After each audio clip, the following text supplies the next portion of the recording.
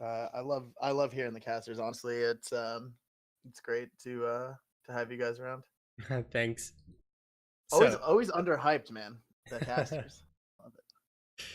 so first off, congratulations to Stepdads. You guys walk away with the 2-0 domination over Hippity Hoppity. So, how does Thank you. it Thank you feel? very much.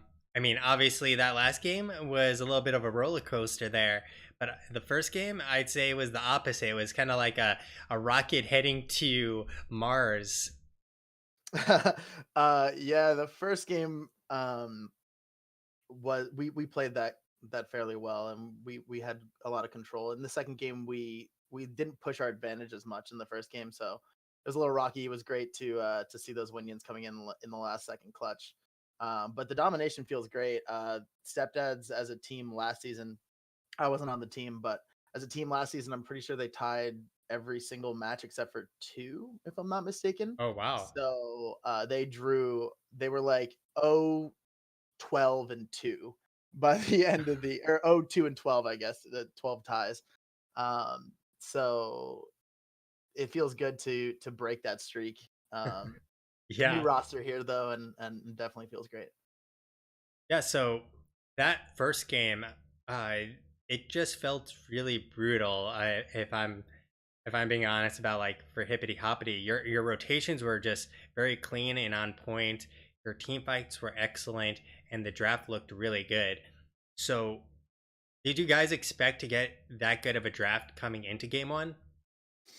We had a couple of comps in mind. We definitely, on that map want some sort of rotational comp, and that's something that we look to push on. That is comps and camp timing. Is rotational comp and camp timing.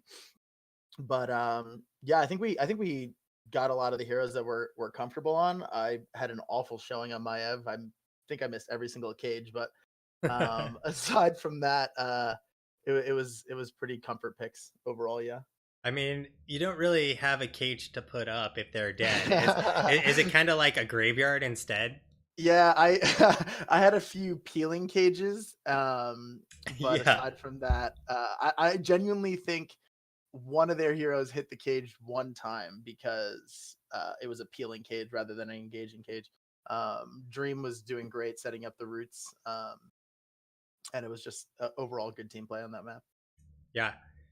So going into game number two, how comfortable are you guys on Tomb of the Spider Queen? Since I'd say a lot of teams, it's not like the highest priorities for them to pick, but it's not an uncommon map. We like the map in general. We haven't been practicing it recently because it's not one of the ones that we've been wanting to choose, but we definitely like the map in general. We like rotational maps like this. I was actually shocked. Well, I guess they picked the maps beforehand, but we felt really confident after the first game in seeing our rotations that we were going to dominate the early game in the second game as well. And we kind of did that. We just weren't able. Like we got the first turn in, but we barely got anything off of it. We got just the top wall. We weren't able to push the advantage as much as we wanted. They did a really good job of stalling that game out. I mean, I think there was 12 kills the entire game on both sides together. So, Yeah. so yeah, so the early game felt good. We were confident, but we weren't able to get as much pressure as we wanted, especially with the Garrosh. You kind of want to be in their faces and getting a lot of flip combos. Yep. How did you guys feel when you saw a Murden as a solo laner, especially after they drafted the Murden with Johanna already being shown? Well, we definitely had a completely different comp in mind with our damage. I feel like Garrosh, Urel, Deckard are pretty just like staple picks, and aside from the Garrosh, there's a lot of synergies with a lot of different heroes. Mhm. When they showed quad melee double tank, we felt like we were restricted into going, AOE and tank killing focused, which ended up working out in our favor, thankfully, but definitely not something we were expecting to go into. Yeah, I don't think most people expect a double tank setup with one of those tanks being a solo laner. Yeah, definitely. I mean, Murden saw a lot of play, even in a few double tank comps in the Clash. So they might have just been watching that, and who knows? Their Murden player was pretty good at sharking our backline, so it might Yeah, just have been a comfort pick on their ends as well. yeah. And I assume part of the logic there was they saw your comp and figured, well, if the goal is to kill someone by throwing them into roots and knocking them around, well, good luck killing the Muradin and the Johanna. Like that's two people that you're gonna have a hell of a hard time dealing with. Absolutely. Their tanks did a great job, like standing in front. We had a couple of issues killing the Murd and killing the Joe when they would step out too much. We would sometimes get the flip combo, and then up there goes Avatar, up there goes the Unstoppable, and it definitely was a little bit of an issue. But luckily, we had the macro game down to win it for us in the end. Yeah, you guys definitely got, I think, some of the stars aligned there too for you, where they they didn't realize, I think, the catapults were coming down the lane and engaged on you guys after essentially the catapults had started working on the core. So it's like the worst timing of everything that they could do. Uh, Yeah, they could have let you guys have the web weavers. They could have cleared the catapults before trying to fight, but they fought as soon as like catapults were on their core. my team is just trash talking me in your Twitch chat right now. That's why I'm laughing. But yeah, it was we definitely wanted to play that slow towards the end of the game there. We had the turn in and they didn't, so I'm normally the macro shot caller, and I was just like, okay, we have lane pressures going, middle will clear itself, the cattles will clear the camp, let top push, and once they send somebody back, we just instantly turn in or all in them if they're still showing. Mhm. And then they just didn't back, and it is what it is. Feels good. So you said you're the macro shot caller. Who does your drafting? Is it a team activity or is it more of a single person's job? So our tank, Adam, does most of the drafting. I mean, people put in input definitely. Everyone puts in a little bit of input here and there, but we have, this is the map. These are the comps that we like to run on this map.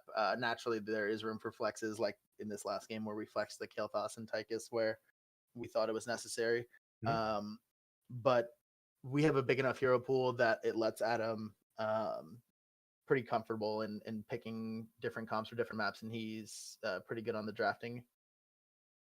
So we let it for him. Absolutely, leave it for him at least. So how are you guys feeling about this season so far? Like, are you guys feeling like this season you're going all the way? I feel like definitely we have a definite shot to make playoffs and have a good run. Absolutely. We've been scrimming a lot of teams in our division. Feels good.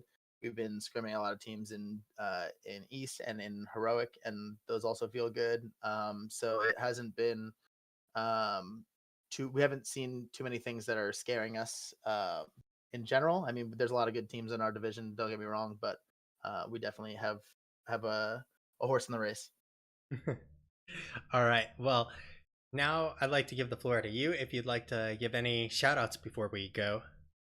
Just shout outs to the team. I mean, good job on our domination. Oh, apparently, they had one domination towards the end of last season, but good job on that. Feels good. We have two more games this week because one of our players is on vacation. Speaking of which, shout out to our sub who's been mending our practice schedules when people are missing. It's been pretty good having him around, definitely. And yeah, I think that's pretty much it. And shout out to you. Thank you for casting. Thanks. And congratulations once again. And I hope to see you guys once again in the future. All right. Thank you so much. Have a good Have a evening. good one. Bye.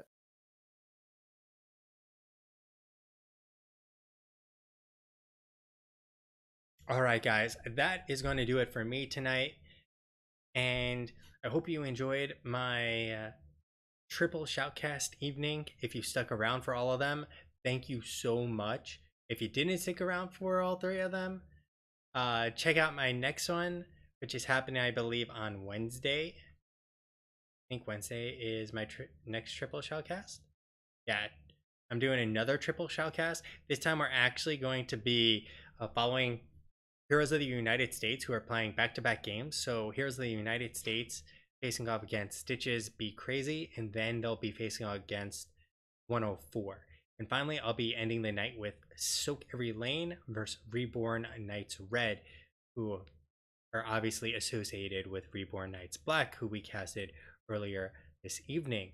So hopefully you'll join me for that triple shoutcast or any other shoutcast I do in the future. And even if you don't stick around for all three, I always appreciate people who just come and either enjoy the cast, chat in the cast, and if you do have feedback, feel free to let me know. You can catch me on Twitter, which is right below. I don't know, point so high. Right below, and my YouTube, where I put the VODs up as well. So eventually you can go and see all of these games and occasionally my messed up production value as a one-man operation, hitting some buttons here and there. I'm basically Homer hitting some random keys every now and again. So with that all said, come check me out again and enjoy the replays before we do go.